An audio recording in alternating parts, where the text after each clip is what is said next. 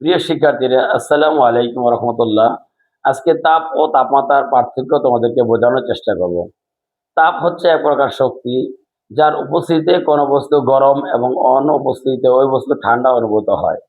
তাপমাত্রা হলো বস্তুর তাপীয় অবস্থা, যা অন্য কোনো বস্তুর সংস্পর্শে নিলে এটি তাপ দিবে না নেবে তা নির্ধারণ করে।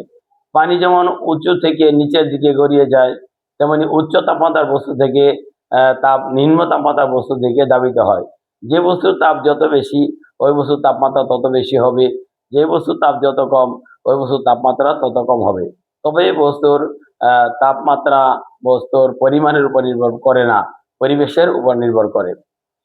তাহলে আমরা আজকে বোঝাবো, যেমন তাপ কি। ধরো আহ, তুমি ভাত বসাইয়াছো। ভাত বসাইলে আমরা গ্যাসের চুলা জ্বালিয়ে দিচ্ছি। গ্যাসের চুলা কি দিচ্ছে? তাপ দিচ্ছে।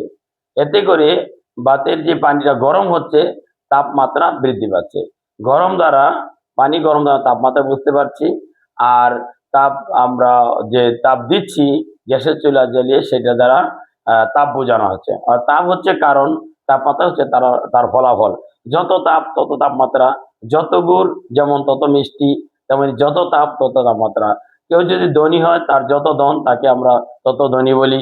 ঠিক তদ্রূপ যত তাপ তত তাপমাত্রা, অর্থাৎ তাপ হচ্ছে শক্তি, আর তাপমাত্রা হচ্ছে তার ফলাফল। এটা ভালো করে বুঝতে হবে তোমাদের।